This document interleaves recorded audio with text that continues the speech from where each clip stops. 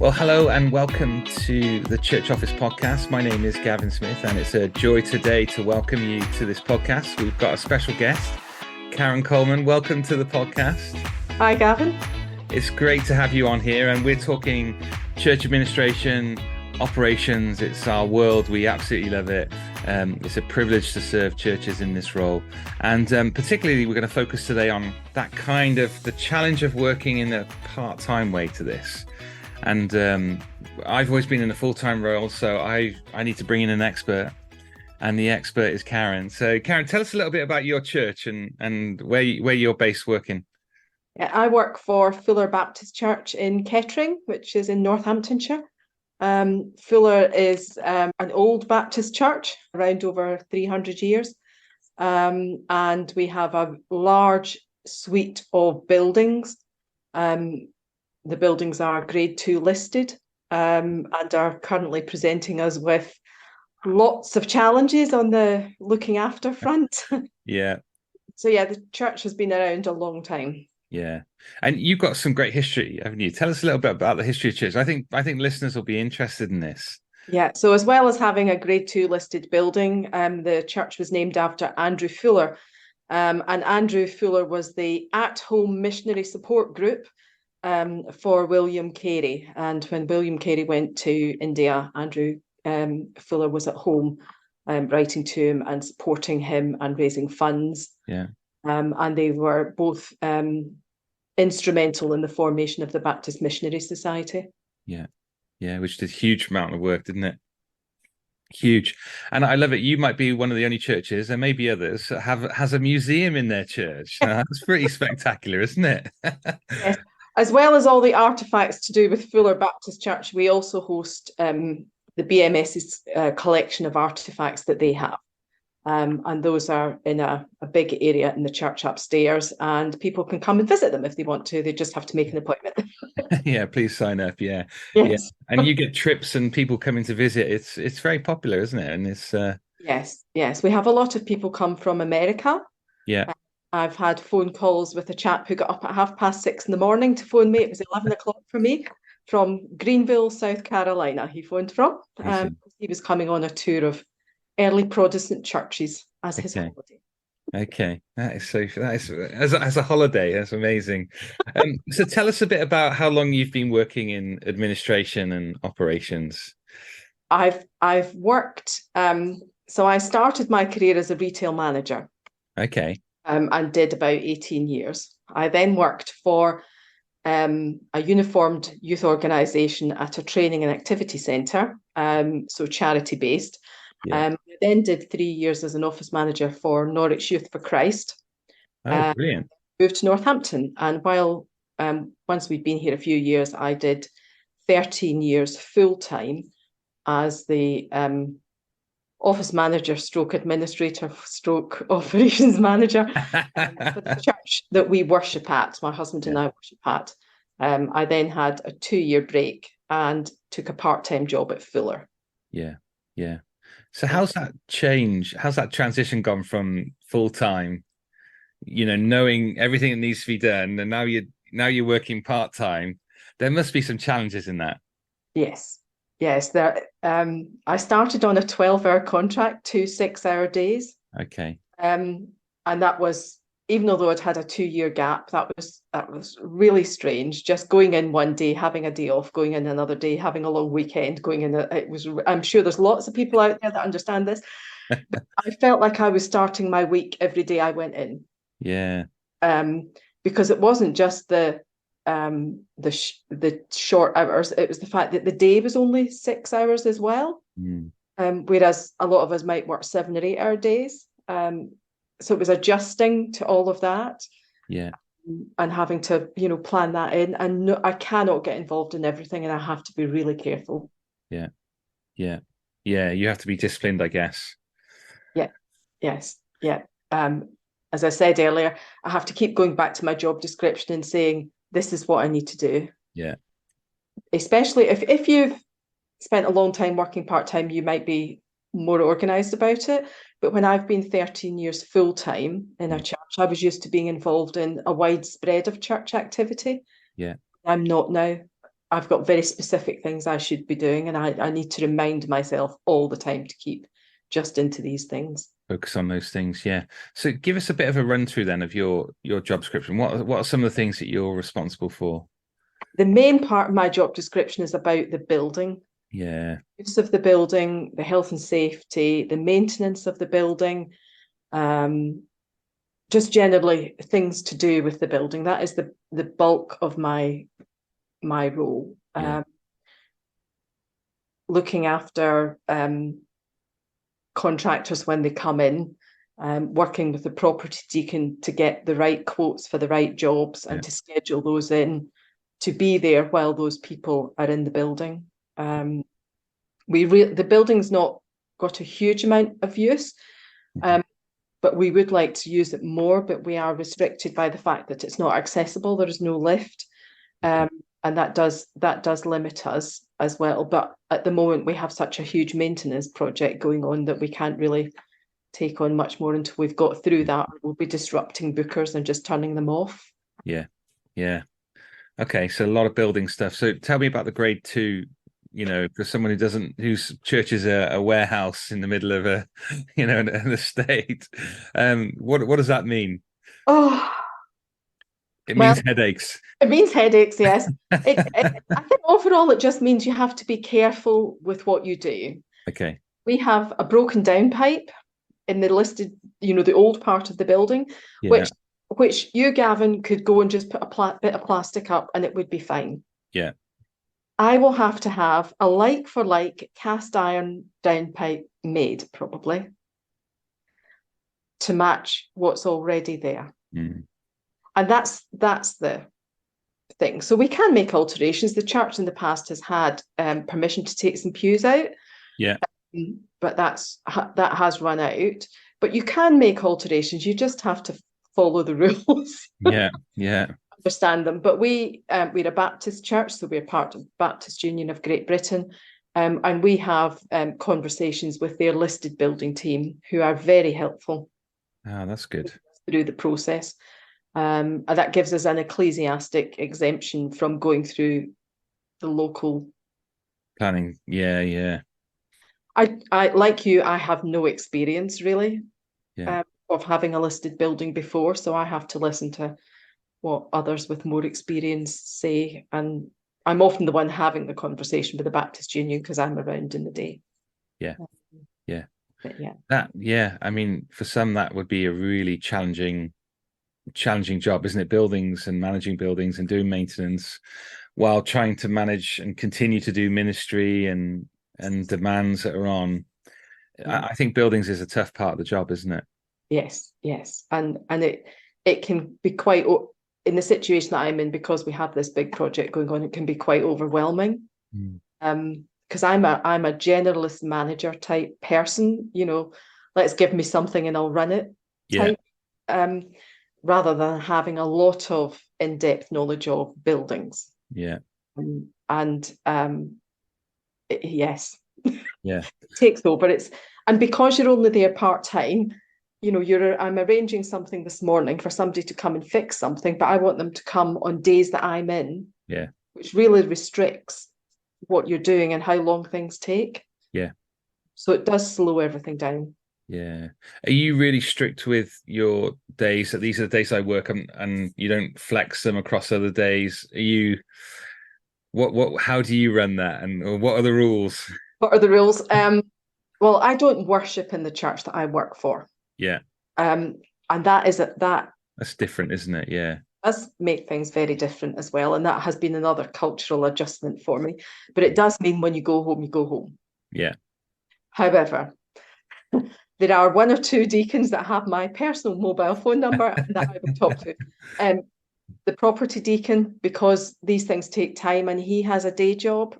Yeah. Sometimes he'll phone me at 4:30 when I've just come back from work. Okay. And that, I will do that because that makes things easier. You just have to do that.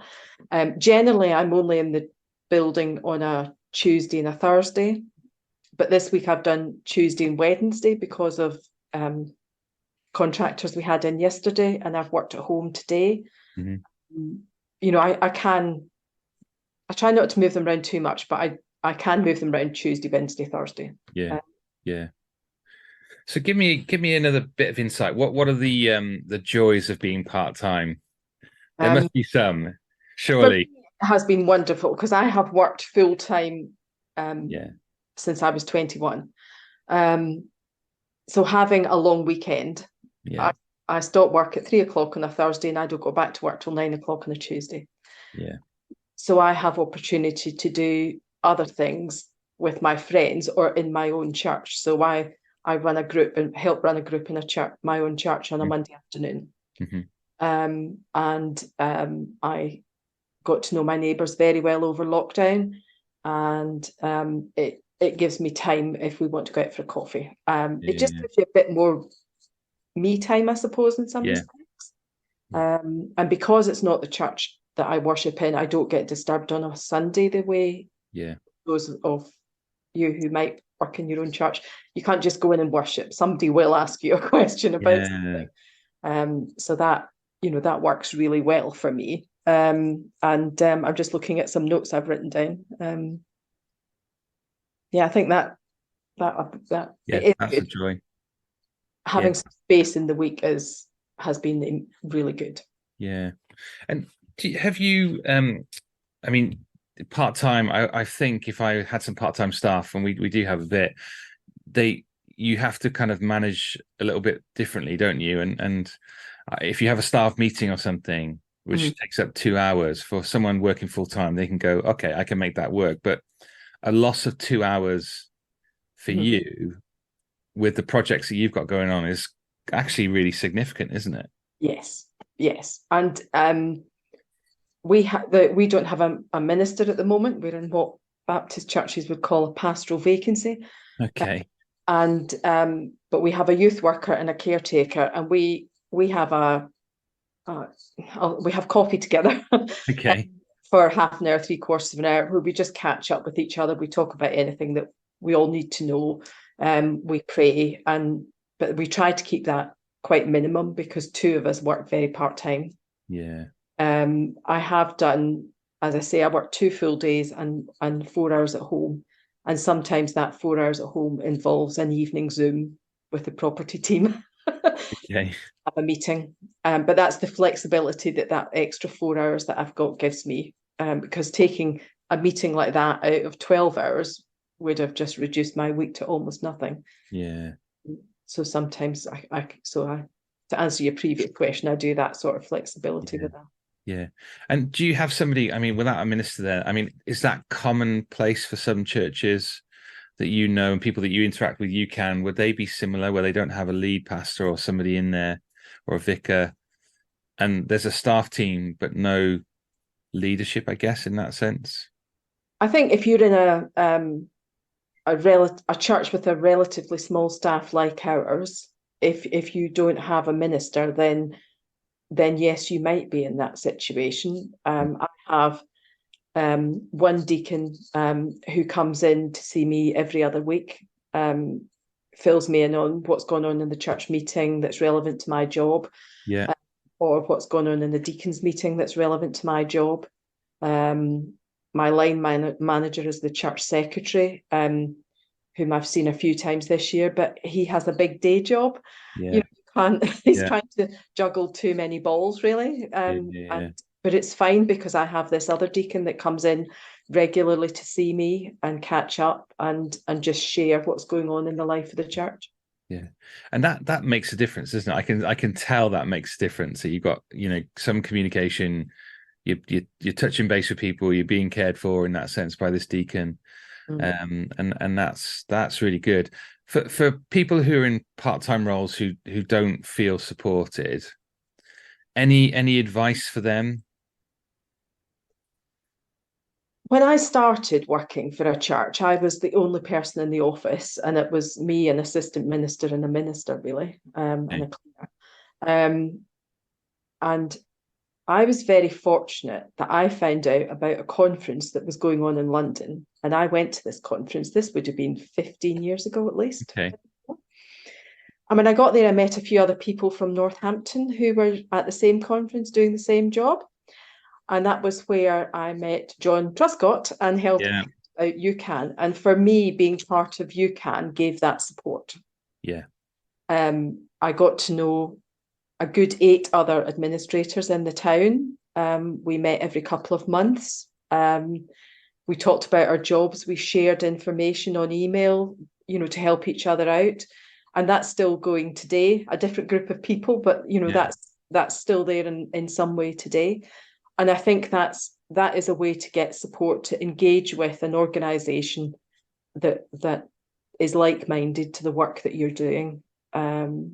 So, contact UCAN, try to get into a local group. Or in Kettering, there isn't a local group, but I'm in contact with one of the other church administrators in the town. We've had a few coffees just to touch base, and I think that would be, for me, the way of getting support going outside of the church. Yeah, and that does make sense, doesn't it? Yeah, it really does. And you took the initiative, and that's great. And if you find yourself in that situation part-time and you're experiencing some of the things that Karen is sharing, which can be common for part-timers, then connecting with other Christians in a similar role does a world of good. And UCAN is UK Church Administrators Network has been brilliant. Sounds brilliant. Anything else that you've enjoyed while being part of the kind of UCAN family and finding support? I enjoy the conferences when I can get to them. Yeah. And so I've continued to meet up with about 5 church administrators locally in Northampton still. And I do that on my day off now. And obviously there are podcasts that you send out from the church office, and trainings and webinars that you can make available as well. Yeah. And often part-timers don't, because they don't have the hours, they don't get the opportunity for training and getting on courses and things like that, because they can be whole day trainings, can't they? And have you found any useful places to get training kind of outside of UCAN and the church office that you could signpost to? You've sent me a few links before, haven't you, of yes things and training, and I love it. You're very proactive at this stuff. So I found training through the Open University. When I went to work for Fuller at first, the Baptist Union advertised this free course with the Open University, and working with historic buildings. So I did that course. And if you're in a historic building that you're looking to develop, that is a course worth looking up. It's an online course. You do it in your own time. It would be more beneficial to do it in a leadership group, with other people involved in the development of the property. That was a really good course. I've done food hygiene online. I did first aid through my own church rather than Fuller, but of course I can use it for Fuller. I don't know if you can remember anything else I've sent you, Gavin. No. I think the stuff that you sent on buildings was great. And I think that's really encouraging, isn't it? Because if you've got a grade 1 or 2 listed building and you're trying to navigate these things, and like you say, when you start a new job, you don't always get the opportunity and the time, do you, to kind of learn about this stuff, and you're learning on the job. Yes. While trying to do everything else. And it sounds like the Baptist Union have got some great kind of centralized resources, and maybe if you're part of a network, then maybe there's a conversation, say, actually, who else has been dealing with these things in the past? Because the reality is you always find someone, don't you, who's gone, oh, I've done that before, let me share my experience. And I think UCAN is a great place to kind of connect with people across the board for that. So if you're at a UCAN conference, almost everybody in the room has done a building project, is involved in a building project, is about to start a building project. No matter how large or small it is, a lot of us are in buildings that need some work done. In my previous job, we knocked the church down and rebuilt the church. Oh my goodness! Wow. So there's always something going on around. Yeah. Well, fantastic. Well, thank you so much for sharing your experience and filling us in a little bit. And I think I hadn't appreciated just how challenging it can be for administrators working in a part-time role, and it's great to kind of hear that. And I love your joy, and you've obviously had a great deal of faith in persistence in everything that you've done, and I love that. I love the fact that you've gone and done lots of different jobs, and now you're still continuing to work, which is amazing. Yeah, got to keep the brain going. That's good, and I'm sure you're an absolute blessing. And yeah, if you're interested in the history of the church, then look it up online. If Karen and I can answer any questions or anything that we think that we can, you think we can serve you in, get in contact with the podcast. We'd love to hear it. We'd love to set up a conversation or answer some questions, and whatever that would do to serve you, that would be great. Please check out the website. There's lots of policies and documents and podcasts. I think we're up to about 66 podcasts now, so loads of stuff. We love talking about the behind the scenes ministry, and I'm sure you'll find something of interest on our website. Until next time, we'll see you soon. Thanks for coming on, Karen. Thank you. Bye. Take care, everyone. Bye-bye. Bye.